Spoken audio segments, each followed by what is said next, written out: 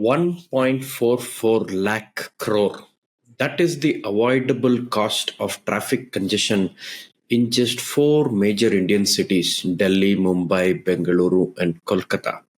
Incidentally, that amount is 50% more than what the government allocated for updating India's education infrastructure in the budget of 2018, said a report from Boston Consulting Group in 2018. What are the challenges in solving traffic congestion? Everyone and their mother has a solution for traffic, including me, but we never seem to be able to solve it. Is it even solvable? What is the nature of governance in our cities that make it a challenging problem to solve?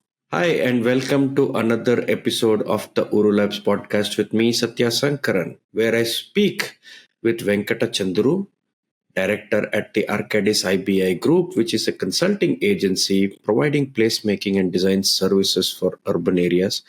I've had lots of conversations with him in private, and I thought it would be good for everyone to hear about the solutions he and his team have been working on in the domain of traffic congestion. So let's go.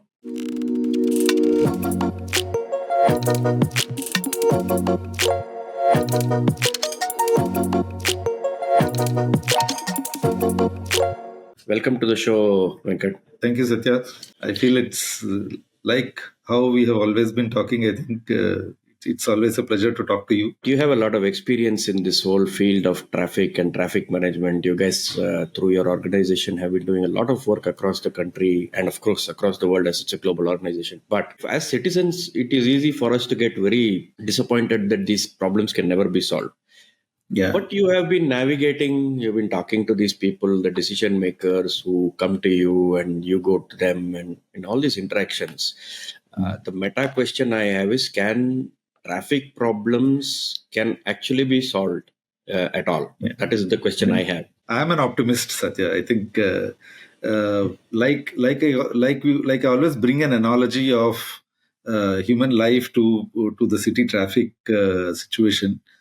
Like an evil in the society, or like a cancerous cell or a bad cell in a body, there is always chaos. There is always a challenge in movement of traffic. But I don't think it is not solvable. See, the important point I always emphasize is that we need to actually look at how to enable people to navigate through these things without curbing their freedom. I think, like we always earlier also was talking to you, right? One of the important things, fundamental things that all human existence thrives is the freedom. Right? Freedom is what we all love. We all have to want to have, but the environment always imposes certain constraints on this freedom. And if we recognize and acknowledge and accept these constraints, and I'm sure navigating through becomes easy. And that's where the ownership on people like us, authorities and consultants or system providers or solution providers, always is to make sure that we actually have to design systems and solutions in such a way that we are not curbing the freedom, but at the same time, we also have to tell people that they need to recognize the limits of this freedom also. I think that's the basis on which I feel strongly that yes, it is solvable. Yes. And it needs a collective effort. So that's a very powerful thought, right? I mean, we all have our individual freedoms, and that's how the whole thing was born. But we did get into the social contract saying that if in my expression of freedom, I cause harm to others, or I cause other things like congestion, pollution, I cause these negative externalities in some way, which is what these things are called, which is in my individual action, unlimited individual action, I end up causing harm to others, right? And at that point, you are allowed for the state to come and step in and do other things. Absolutely. That limits that you draw. How do you see all these authorities drawing the limits? Are they even understanding the individual freedom versus drawing limits? Is there an acknowledgement of that? Of course, they all passed UPSC, so they should know a little bit of public policy. But how do you see the acknowledgement among other decision makers at the other levels? They are all, as you rightly said, they have all passed UPSC, and they all have a good understanding and a fair understanding of this. But most of them, while they follow this, some of them have their own way that my way is highway. So my way or highway kind of a thing. But most of them I actually have worked with have always been able to understand and appreciate this when we sit across the table and try to make these conversations. I think they are there to get these things done. But the problem is it's like a cancer. It's like especially in our large cities, metro cities, and other places, it's spread like a cancer, third stage, fourth stage cancer. So you definitely need interventions which are painful and which needs data-based decisions. You can't take these painful decisions based on your heuristics, based on your understanding or perception of the situation. Definitely, you need data-based decisions to be taken, wherein you need to actually use technology to the best of its capabilities and make sure there is a systemic effort in addressing this problem. I think that's a crux of the whole scheme of things. And I'm sure a lot of people, like for example, I'll take the example of Bangalore. The Astram initiative that we have taken up is an very, very innovative way to actually put this. I conceptualize this freedom. I conceptualize the technology. We try to put all these things, data-based decision making, all these things we put together and packaged it in the way that people are able to understand it much easily and seamlessly and adopt this thing. And we are not doing something great. It's like we created a bouquet of tools which the staff are actually able to use it to bring the data to the table and create better situational awareness, better actionable intelligence is available for them, and manage the situations, and then make sure everybody is actually informed about what is actually happening. So I think that's where I actually have seen the Bangalore City Police, Traffic Police have actually embraced this the way it has been done. Same thing in Hyderabad when we are working, where we are working in Chennai, Bhubaneswar. Majority of these people have adopted and have been making conscious efforts in these directions. What are the core challenges, though, in vehicular traffic movement on roads? Yeah. I think there are 5. I always go by the principle of 5, but I feel somehow it aligns to the number 5. Number 1 is the unprecedented ownership of vehicles, right? The way the vehicle ownerships are actually growing, I think this is where I see that the freedom versus the limits need to be understood. The second thing is, yes, you have a vehicle, but the way you use it and the way you drive on the streets is second. Third, the infrastructure challenges. Infrastructure challenges, I mean, when you talk about the roads, the quality of the roads and the design of the roads, so that there are equitable distribution of the road space to all types of road users, right? Third in this infrastructure would be public transport availability and all those things in terms of number of buses or bus stops or frequency of their operation or metros, whatever they might be. The third is the policy considerations. So policy and regulation things that are actually are there. And fifth one, being the most important, is the enforcement of the policies and other things that we actually have. I'll give you a simple example. What we did in Bangalore was to demonstrate. People say that Bangalore has grown beyond and there is nothing that we can do. It is like, while there is a lot of that pessimism, I actually wanted to bring this idea, and I demonstrated with data, is that now if you take a bowl full of milk or any liquid, that for say the bowl has a capacity, right? Now, if this bowl is completely empty, you will use it to the full capacity.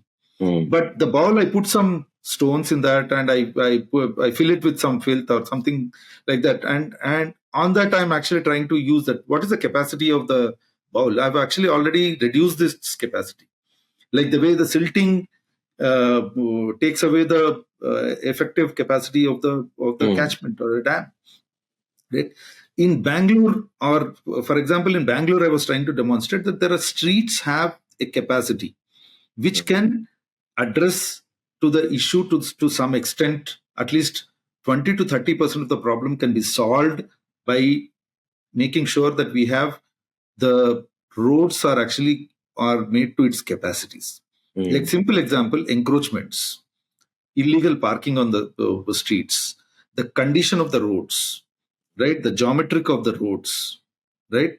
So these things are actually holding back 20 to 30% of the capacities of the streets, right? Now you unlock that, there is something, suddenly you feel that it's a ease. But the challenge with easing these things is that more people will start using it. So this problem is perpetual. So what you need to do is you need to constantly keep evolving by this is only a temporary relief that you can give. By the time you need to add more capacity, and by the time you need to add more number of buses, more shifting of people to public transport, all those things have to be done. So that's where the policy needs to come in place. The policy with a mission and a plan and a structured framework with the design of projects to and with KPIs and with accountabilities and with all the key stakeholder engagements need to be done in a proper way. What is holding them back? Let's take enforcement and we can start there maybe. Yeah. What holds back enforcement? Why are they unable to draw the lines? The biggest challenge is the collaboration or multi-agency collaboration is what is actually, and the way the institutional setup that we have today, traffic, like I talked to you about all the five, right? All the five doesn't come under one authority, number one, right? There is no one person who can take a decision. Like, for example, simple, in Hyderabad, the Commissioner of Police has taken a mantle to actually make sure that I will unlock this latent capacities. So they initiated a called a rope initiative has been taken, like removal of parking at encroachment.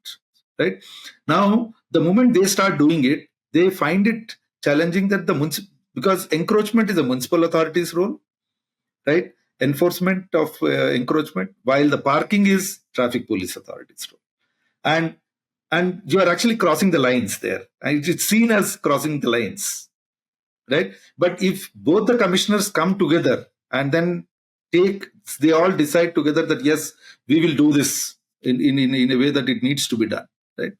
Finish. That would actually ease out the situation. But how many officers are willing to come together, sit together, and then towards a common objective, work towards a common object? For example, utilities, right? The poles and cables that you lay, the underground water sewerage, they are very essential component of a road infrastructure that we have, right? So are everyone willing to come together to solve this problem? That is number one. The multi-agency collaboration is a big thing, and if you are able to get that thing sorted, while we have a law on BMLTA is a good step in that direction. UMTAS is whether it is Chennai or Hyderabad, we have UMTA. I think it's more than a decade we have been talking about it, and some authorities are already set up, but we are yet to see the benefit of this single authority coming into action. Actually, do you think they can even come, because there are so many territorial instincts here, right? Absolutely. Because transportation is a derived demand from land use. Correct. Then you start having to control land use, then the Department of Town and Country Planning will say, no, that's my terrain. If you start trying to tell bigger authorities like the metro and the bus what you should do, they don't like it because they are used to themselves determining what they want to do. And of course, like you mentioned, police is not even urban development, it is home department, which is totally different minister altogether. Absolutely. Is Sumta set up for success? I think Chennai has been doing a little more than everybody else recently. Yes. I don't know about Hyderabad. You've seen in other places. Yeah. Is it political will that is going to bring this? Is it bureaucratic program management level bringing together? Or is it going to be, we have to go to UMTA now and say, you do the program management and bringing together? What do you see? Yeah. I have a very lateral and a very strong view on this, Sathya, because what I actually feel is, if you want everything government to be coming in and solving the problems, it will not happen. Because government, by the basic construct, has their own limitations and has their own best part of this structure also. They are meant to govern, not to do things, especially in some of these areas.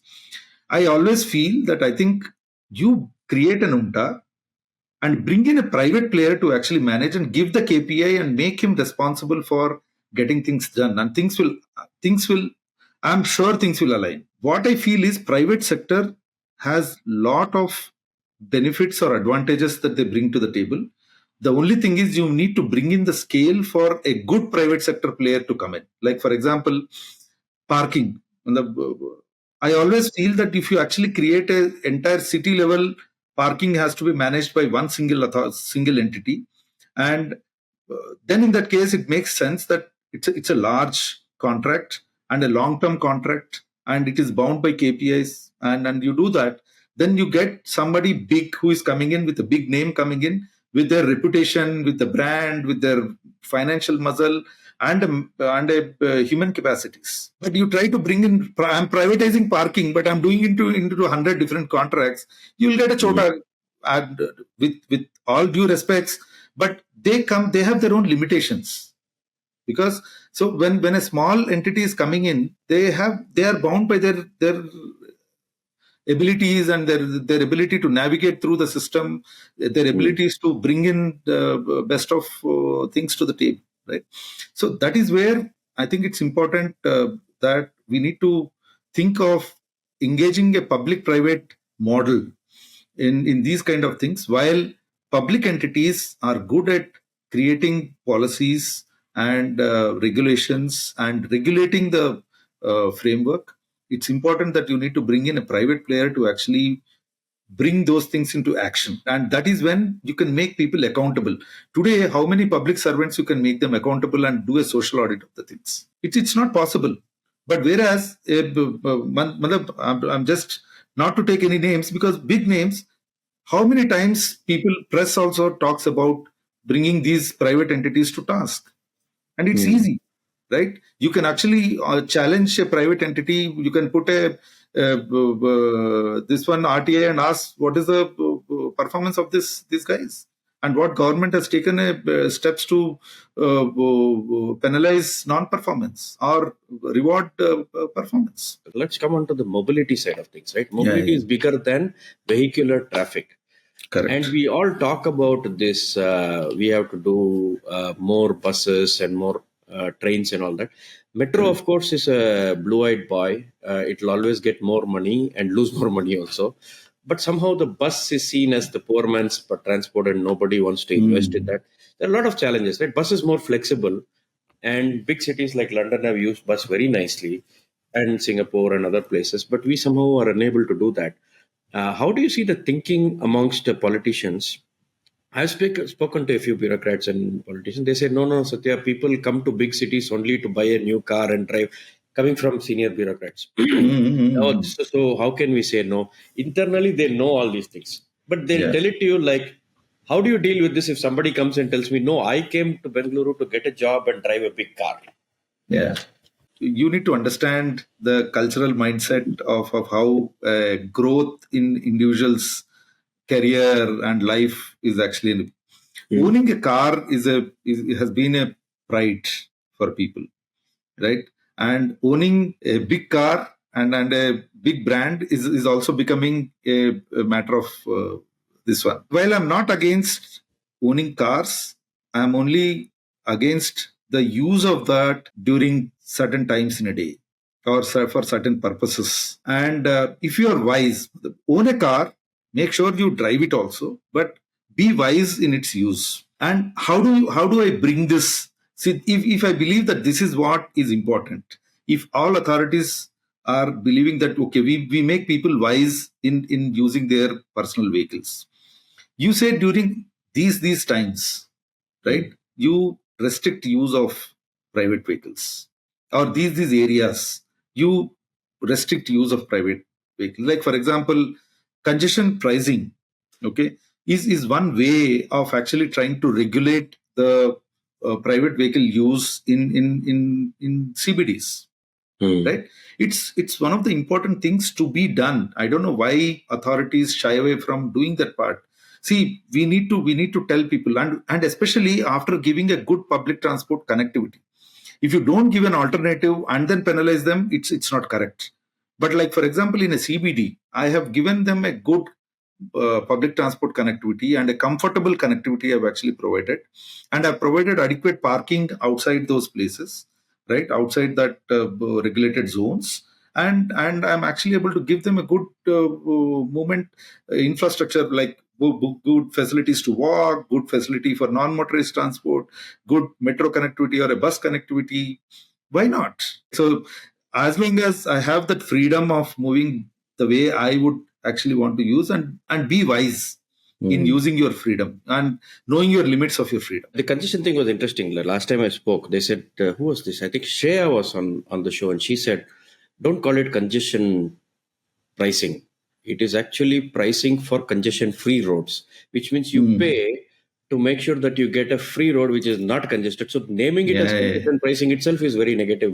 And then also creating that bucket of pool where you know that the money is not going to disappear somewhere else. Correct. If the rich people are paying, people are paying to get congestion-free roads, how do we use that to subsidize the public transport or get more walking and cycling tracks, things like that, right? Yeah. And give them the credit. Like, for example, if somebody is paying for it and they are willing to appreciate their limits of freedom, and if they are able to give away, appreciate them and recognize that in one way or the other. That is reward and penalize. I'm not against building tunnels, right?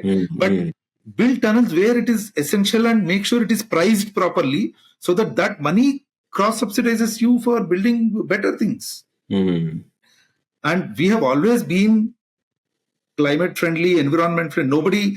We don't need to learn how we need to respect the nature, right? We have always been living, coexisting in the nature. Just that we forgot these things in the race to be westernizing ourselves in the whole scheme of things. We need to remind people that this is not our culture. This is our culture. This is how we have actually been, right? That is true. So if you're able to make people, and you can't bring that suddenly overnight, you need to slowly start enabling frameworks have to be created to bring them back, bring our natural thing back into action.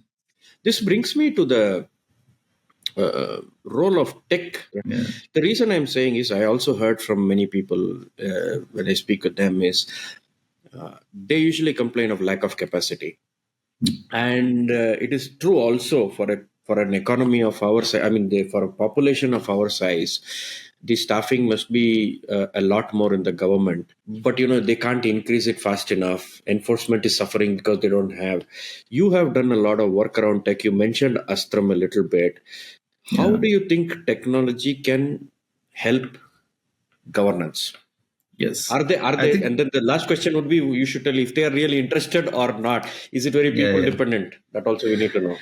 Yeah, I think we'll take these two questions. I think one of the fundamental things what I've actually seen is people have always confused technology as an end rather than a means to an end. Right? I have always been proliferating this thought process across the forums where I'm talking.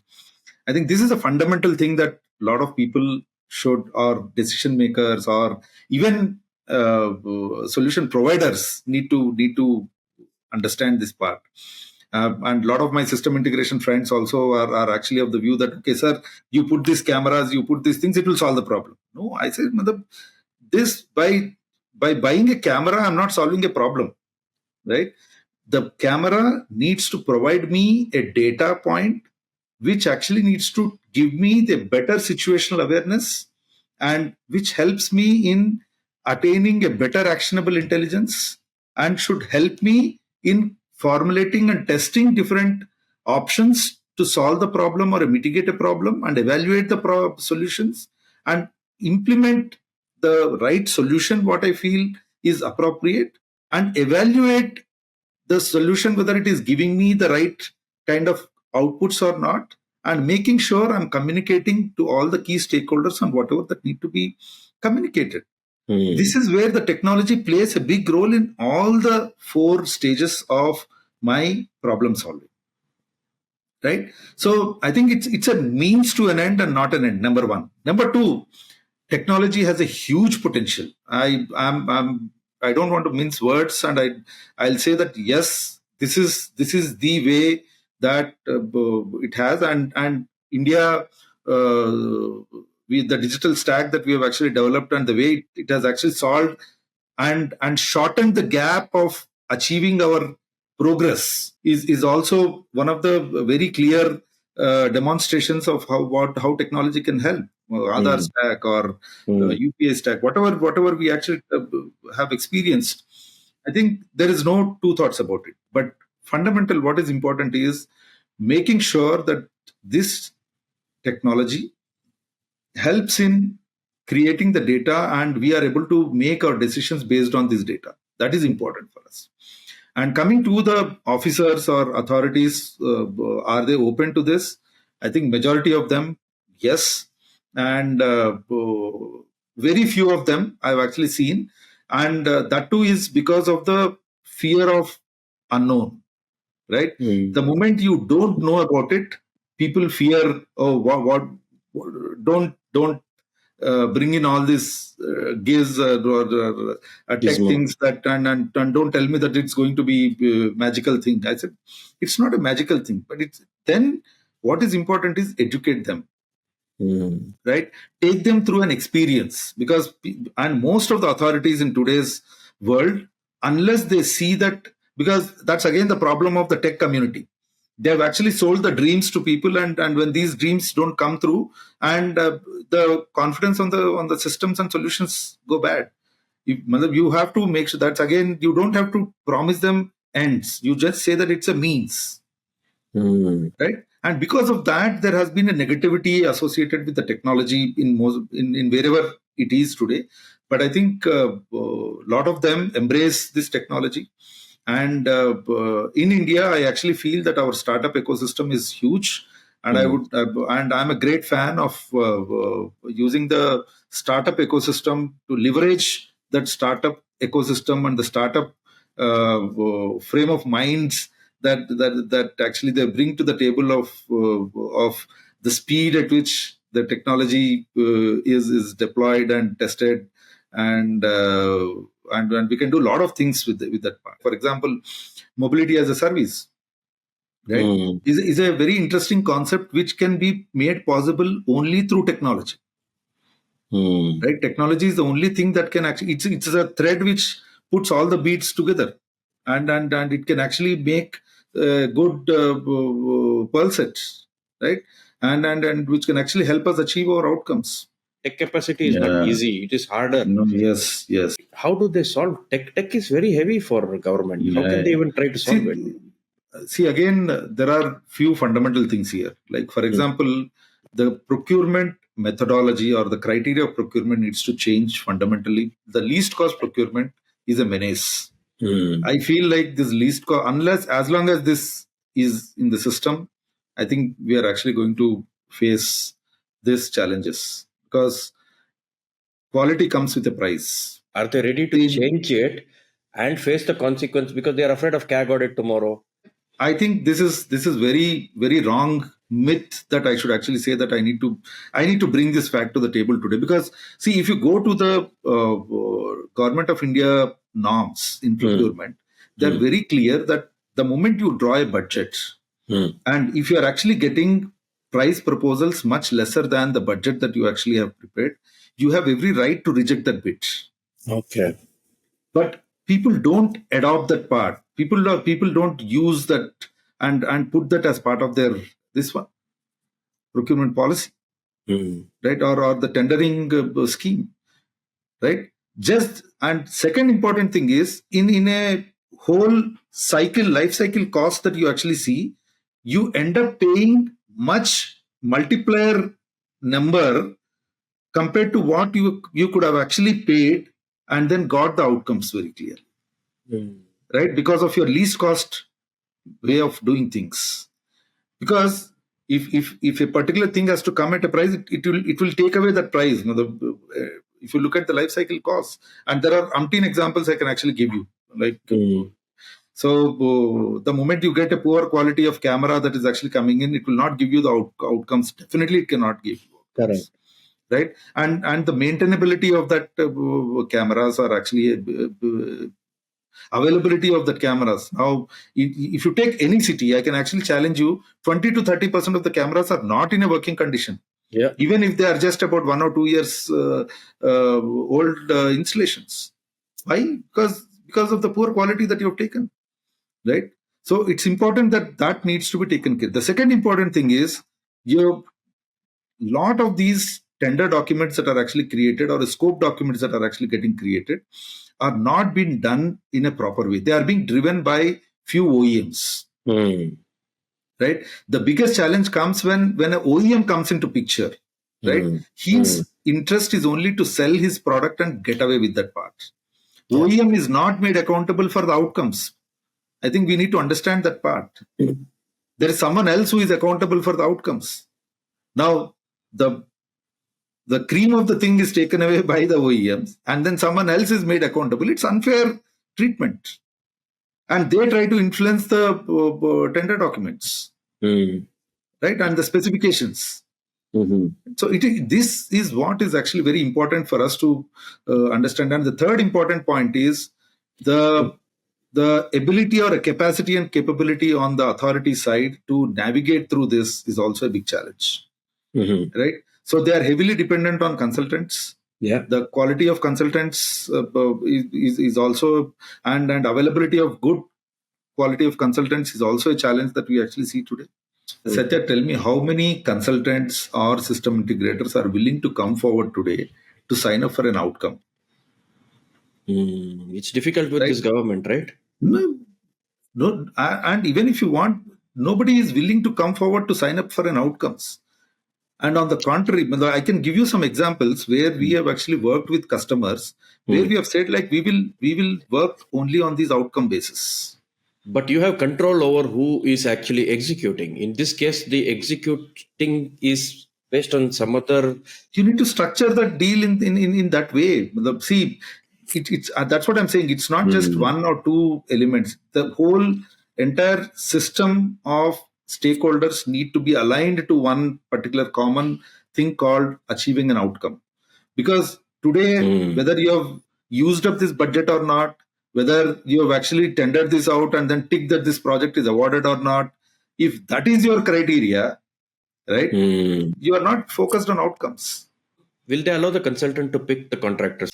That should be the basis. The performance of the performance of why you are bringing in a consultant at such a high price. You pay the price, and you also bring in right kind of people to the table and bind them to the outcomes. If it is not come, make sure that, see, if you go to West, you think the professional indemnity is a big thing there. The professionals are bound to what they're signing off on the documents. Here you are actually let go.